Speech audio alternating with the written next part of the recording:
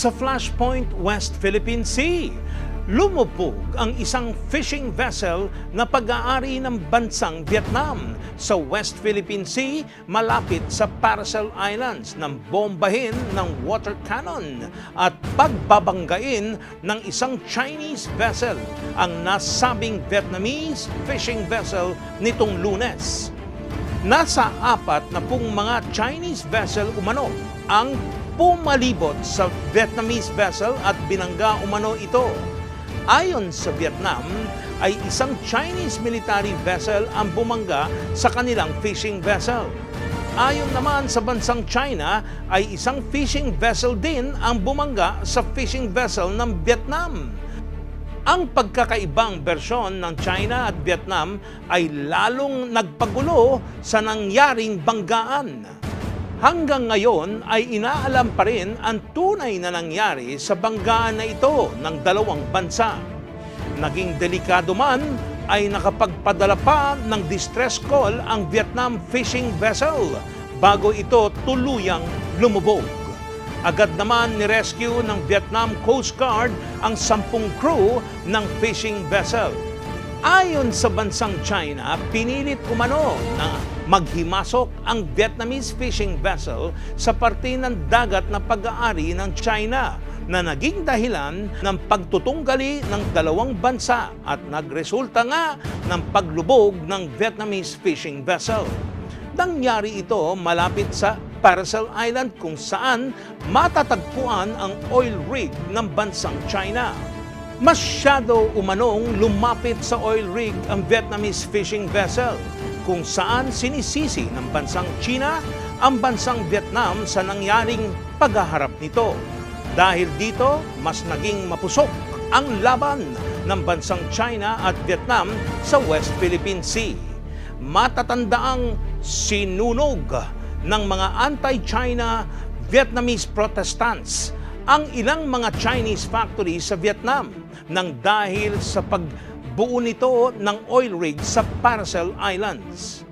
Nakahanap din ng kakampi ang bansang Vietnam sa ilan pang bansa na nakakaranas din ng pambabraso ng bansang China. Samantala, umapeliman ang senador na pagiging lehitimo ng EDCA ay naniniwala pa rin ang pamahalaan ng Pilipinas na ito ay may bisa. Dalawang court petition ang inihain ng oposisyon laban sa EDCA dahil hindi umano ito sumunod sa pamamaraan upang aprubahan ng kasunduan ng ito. Ang pagiging mapusok ng China sa pag-angkin sa mga isla ng Panatag Shoal, Paracel Islands at Kalayaan Group of Islands ay mas tumindi nang i-pull out ng mga Amerikano ang kanilang mga sundalo at armas sa ating bansa. Ang Scarborough o Panatag Shoal ang pinakamaliit na grupo ng isla. Sumusunod ang Paracel Islands na pinag-aagawan ng bansang China, Vietnam at Japan. Ang pinakamalaki ay ang Kalayaan Group of Islands na pinag-aagawan ng Pilipinas, Indonesia, Malaysia, Vietnam, Brunei, Taiwan at ang pinakamalayo sa lahat, ang bansang China. 1947, nang magsimulang ilagay ng bansang China ang Scarborough Shoal at Paracel Islands sa kanilang mapa. Simula noon, nagkaroon na ng impresyon ang mga mamamayan ng China na pag-aari nito ang mga nasabing isla. Gayunpaman, 1908 pa lamang ay nakasama na sa bansang Pilipinas ang Panatag Shoal bilang teritoryo nito noong 1900s sa Mapa General Islas Pilipinas, Observatorio de Manila na ginawa ng US Coast and Geodetic Survey ay nakasama na ang Bajo de Masinloc o Panatag Shoal sa ating mapa. Sa mapa ng Archipelago de Asi, nakasama sa mapa ng Pilipinas. Naging mas matapang ang bansang Pilipinas lalo na sa binigay na statement ni President Benigno Aquino III Nagbabala ang presidente sa bansang China lalo na nang namataan ang isang Chinese research ship malapit sa Galok na may layo lamang ng 60 miles sa coast ng Palawan.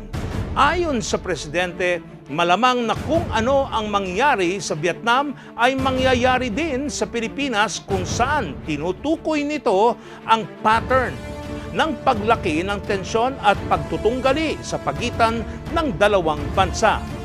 Ayon sa presidente, kailangan umanong magkaisa ang mga bansang miyembro ng Association of Southeast Asian Nations or ASEAN na may mga issues sa bansang China, partikular na sa karapatan nito sa mga pinag-aagawang teritoryo.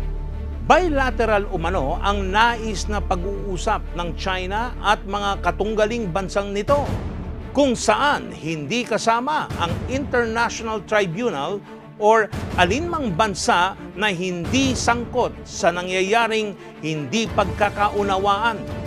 Ito naman ay mariing tinututulan ng ibang mga bansa dahil ito ay hindi makatarungan, lalo na at ang bansang China ang isa sa pinakamalakas na bansa sa buong mundo.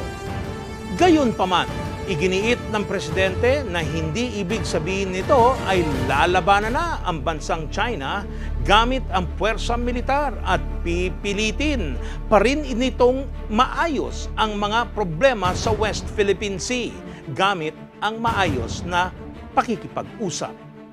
Pinag-aaralan din ng bansang Pilipinas ang pagpapalakas ng depensa nito malapit sa pinag-aagawang isla ng Panatag Shoal at Kalayaan Group of Islands.